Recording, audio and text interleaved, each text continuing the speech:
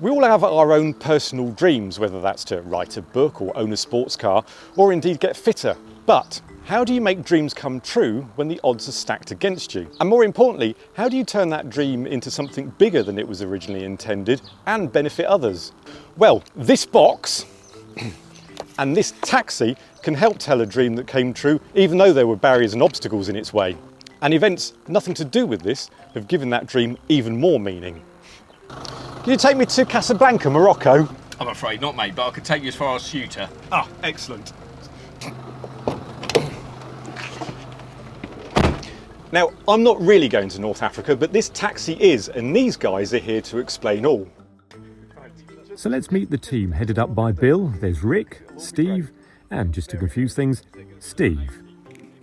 So I owned London taxis in the past just for fun. Circumstances changed and sold my last London taxi about 2002, and then over time the idea of having another taxi and driving to Africa became a bit of a bucket list. Yes, I think there is something fun about taking a kind of British icon to other places, and particularly just capturing the moment of a vehicle you would not expect to see, far away from its traditional home. Bill, armed with his plan to take a London taxi to Africa, convinced the rest of the team to come on board. But then as with the idea of, as Bill mentioned, his bucket list, let's join him. So that's what we did. And we had decided to buy a taxi called Betty. Well, once we got the taxi, it was kind of became very real. So we kind of had to do something then, because our wives all understood that we've spent money. So we had to then make good the promise. So once we had the route planned and we knew what countries and what cities we wanted to visit, we worked out what distances between them and roughly what the drive would be, trying to kind of keep it to about 4 hours a day.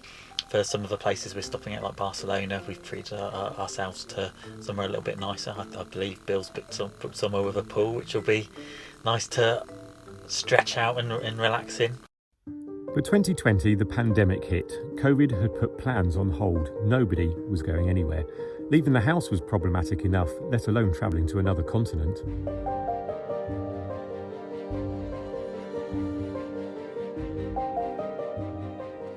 It didn't go to plan. 2001, it was very difficult to leave the UK at times, and it was impossible to get to Africa.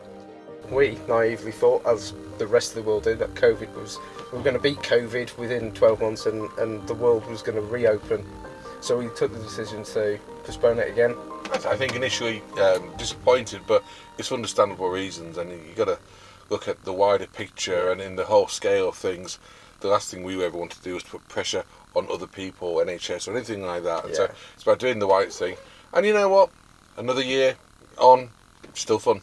Well, myself and Bunker, as he's called, both of us have got 50th birthdays coming up, so we are feeling similar. It was a tough decision, but we'd had a lot of fun with the taxi anyway, and we had concluded that even if we didn't get to leave the UK, we were going to have fun owning a London taxi together. Yeah, it was disappointing, but it had still done our well-being a ton of good. Just doing something fun together, owning an unusual car. Unfortunately, the dream was always Casablanca and Marrakesh, but sea borders have been closed to tourists, and we resorted to a tour of Europe. The good news is that despite thinking Africa and my bucket list dream was going to remain unachieved, unticked, we spotted a place called Ceuta in North Africa that belongs to Spain. No border controls, no COVID tests, and we can achieve the dream of taking a London taxi to Africa. Bill, what's the route? So it changed once we weren't allowed to Morocco. We're kind of skirting around the edge of France, really. So it's France, Belgium, Luxembourg, Germany, Switzerland, Italy, back into France, Andorra, Spain, across to Portugal briefly, back into Spain to then go on a ferry to Ceuta, and then finally to Gibraltar to say goodbye to Betty and to fly back to wonderful Biggleswade. February 2022 saw headlines of Russia's invasion of Ukraine followed immediately of the horrors of war on everyday people. We thought, well, why not use the opportunity to focus the attention on a real issue in a very small way, and encourage people to think about, well, if we can raise money for Ukraine on the way down and raise awareness, we thought we'd do it, and we're delighted that people are behind us and starting to sponsor. We're doing this for holiday anyway, we're doing this for fun, so there was never ever any question of trying to raise money to actually make it happen. We'd already saved and doing this. You don't expect to see a black cab, a London black cab, travelling through Europe, certainly not on the African continent, so people are going to notice it. So it's the ideal marketing almost to try and get the message out there, get whatever help we can. So, what's all this got to do with a channel that deals with flags? Well, that's where the box comes into it. Bill?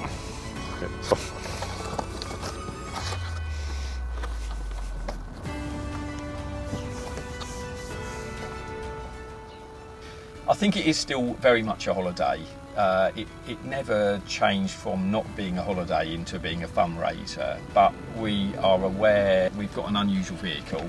Ukraine story horrified me to a certain extent. We're not heroes by any extent, we're just four mates going on an unusual holiday, but we've turned it into something for good that's going to benefit others. This is not one of those sponsorships where someone asks for money and they get to do something great as part of their fundraising. We want to do some good and support some of the people in Ukraine through Disasters Emergency Committee and through asking for donations because we can and we should. It's always fantastic when dreams come to fruition, even better when they can evolve into something more, while keeping the original ethos, mostly. For Bill and the team, this has become more than just a road trip, a holiday they will talk about for years to come.